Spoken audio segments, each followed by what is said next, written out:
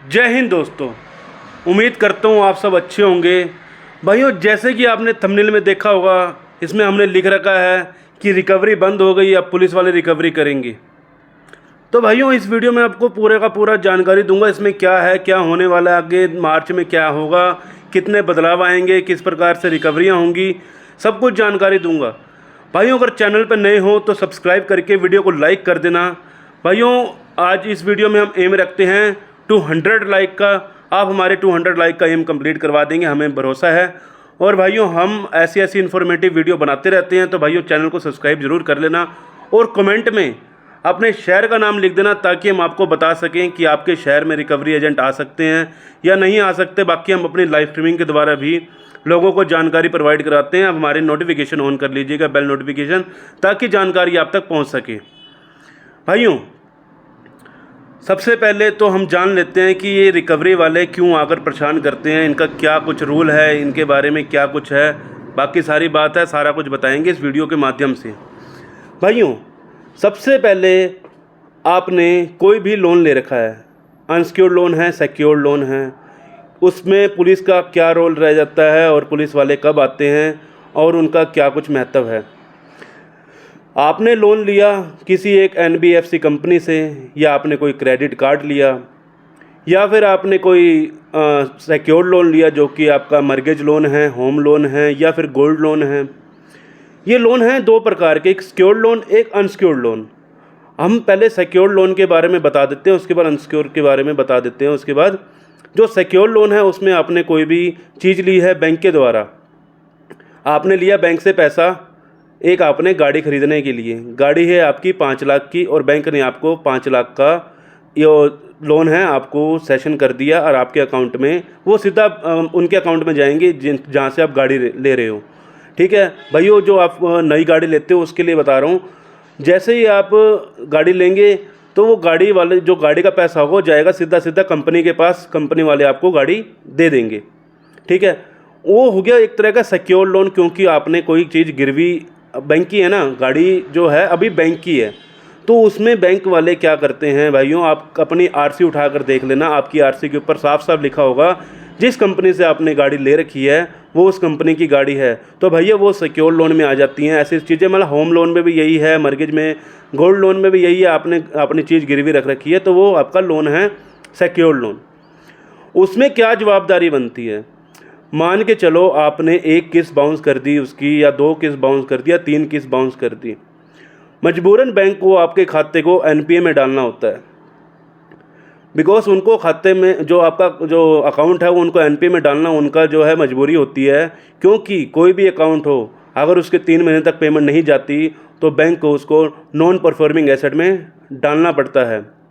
तो उसके बाद भाइयों रिकवरी किस प्रकार करते हैं आपकी, सबसे पहले रिकवरी एजेंट आपको फ़ोन वगैरह करेंगे, या फिर आपको पहले तो कंपनी की तरफ से ही फ़ोन आएंगे बैंक की तरफ से कि भैया हमारी पेमेंट करवा दीजिए, पेमेंट करवा दीजिए, पेमेंट करवा दीजिए। आपने पेमेंट नहीं करी, उसके बाद उनका अगला स्टेप रह जाता है रिकवरी एजेंट का भेजने का।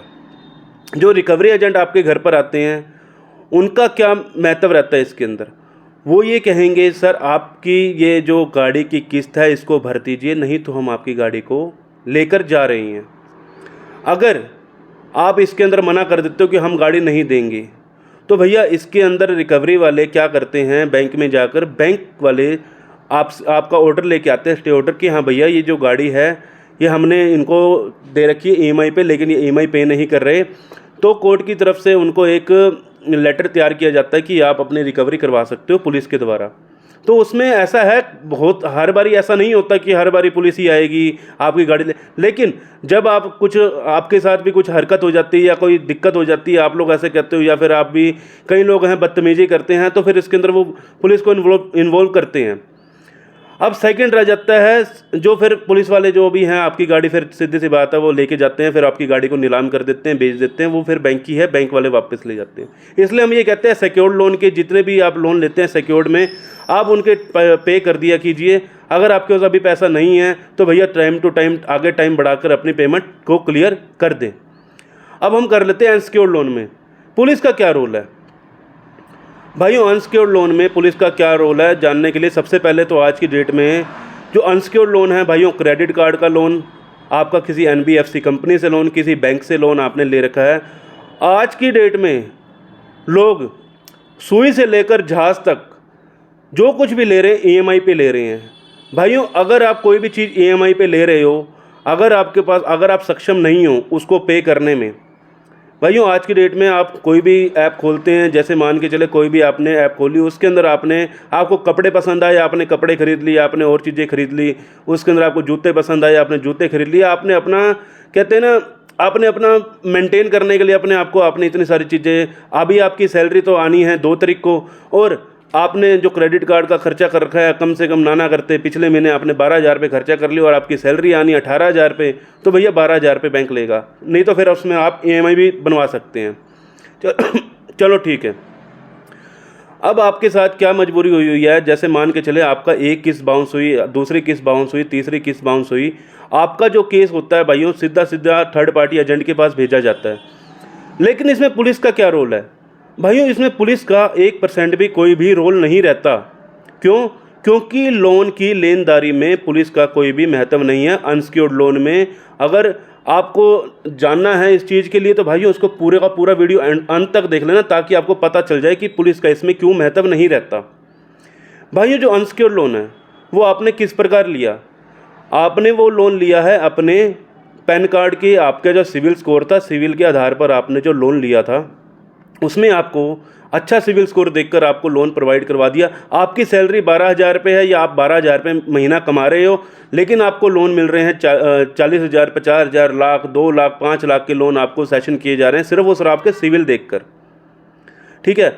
अब ये कंपनियां आपको पैसा मांगने के लिए परेशान करती हैं, हरासमेंट करती हैं। किस प्रकार हरासमेंट कर रही हैं भाइयों? अगर आप हमें लोन का पैसा नहीं दोगे तो हम आपके ऊपर पुलिस केस कर देंगे, आपके ऊपर ये धारा लगा देंगे, वो धारा लगा देंगे। भाइयों, इसमें क्या है, ये क्या है, इनकी पूरी टीम बैठी होती है। किस प्रकार की टीम? 5 जने बैठे हैं। पहला फ़ोन आएगा आपके पास, वो कहेंगे सर मैं यहाँ इस पुलिस थाने से बोल रहा हूँ, आपके ऊपर कंप्लेंट की गई है, आप तो ठीक है। सबसे पहले एक रिकवरी एजेंट आपको फ़ोन करके ऐसे बोलेगा कि आपके ऊपर हम कार्रवाई कर देंगे। ठीक है। उसके बाद आप कहोगे मैं सक्षम नहीं हूँ इसमें, तो आपके पास अब उसके साथ में दूसरा बंदा होगा, बैठा होगा, वो आपको फ़ोन कर देगा, हाँ भैया मैं इनका मैनेजर बोल रहा हूँ। चलो जी, अब उनके मैनेजर हो, अब वो भी यही कह रहे हैं, तो आपको अगली कॉल, साथ में बंदा बैठा है तीसरा, वो पुलिस वाला बन के बात कर रहा है आपसे। ठीक है। उसके साथ एक बंदा और बैठा हुआ है, वो बन रहा है वकील बन के। उसके साथ एक और बंदा बैठा है, वो हाई कोर्ट का वकील बन के बात कर रहा है। उसके बाद जज साहब भी बैठे हैं उनके साथ, पूरी टीम बैठी है। सारे के सारे एक ही बंदे हैं, सारे के सारी टीम हैं, एक ही जगह पर बैठे होते हैं, और सारे के सारे आपको साथ सिर्फ और सिर्फ आपको पैसा निकालने के लिए कुछ भी तरह की स्कीमें लगाते हैं आपके लिए। इतनी स्कीमें लगाते हैं वो पैसा निकालने के लिए। देखो भाइयों, पैसा है तो दे दो, पैसा है तो दे दो, लेकिन इनसे ना डरने की जरूरत नहीं है रिकवरी वालों से। रिकवरी वालों का काम सिर्फ और सिर्फ आपको हरासमेंट करने का है, इसके अलावा और वो कुछ करते ही नहीं, हरासमेंट ही कर रहे हैं। अगर वो हरासमेंट ना करते तो भैया आज की डेट में वो पैसे कैसे निकाल लेते? भैया इनकी हरासमेंट से आपको 1% भी नहीं डरना। अगर आपके पास उनके फ़ोन आ रहे हैं तो भैया फ़ोन मत उठाओ उनके फ़ोन उठाने का आपका कोई मतलब ही नहीं बनता। अगर आप उनके फ़ोन उठाते हो तो भैया आप बेवकूफ़ हो। अगर उनके फ़ोन उठा रहे हो, आपको क्या जरूरत पड़ी है किसी का फ़ोन उठाने की? आपका फ़ोन है, आप मत उठाओ। ठीक है ना, समझने की कोशिश करना। अगर आपकी चीज़ है, आप नहीं उठा रहे तो कोई दिक्कत वाली बात नहीं है। अगर आप फ़ोन नहीं उठा रहे तो आपके ऊपर कोई कानूनी अपराध नहीं है, आपने फ़ोन नहीं उठाया। भाई मेरा फ़ोन है, मैं नहीं उठाऊंगा, मेरी मर्जी, मैं जो मर्जी करूँ। ठीक है। अब ये आपके ऊपर धारा लगा रहे हैं 138 की, आपके ऊपर ऐसी ऐसी धाराएँ लगा रहे हैं। ये रिकवरी वाले कर रहे हैं। रिकवरी वाले बोलते हैं हम आपके ऊपर ये धारा लगा देंगे। किसी दिन रिकवरी वाले को बोलना भाई तेरे नाम की कंप्लेंट मैं सेशन कर रहा हूँ, तेरे नाम की कंप्लेंट करके आ रहा हूँ मैं अभी, और उसका नाम पूछ लेना, उसका DRA का सर्टिफिकेट मांग लेना, और सिर्फ उससे कह देना कि भैया मेरे को अपनी कंपनी का ID दे दो, मैं अपने आप निपट लूँगा, जो मेरे को करना है मैं अपने कंपनी से बात कर लूँगा। जब आप ऐसे करके देखो भैया, आपको भी थोड़ा सा कहते हैं ना, वो डरा रहे हैं तो और आप डर रहे हो।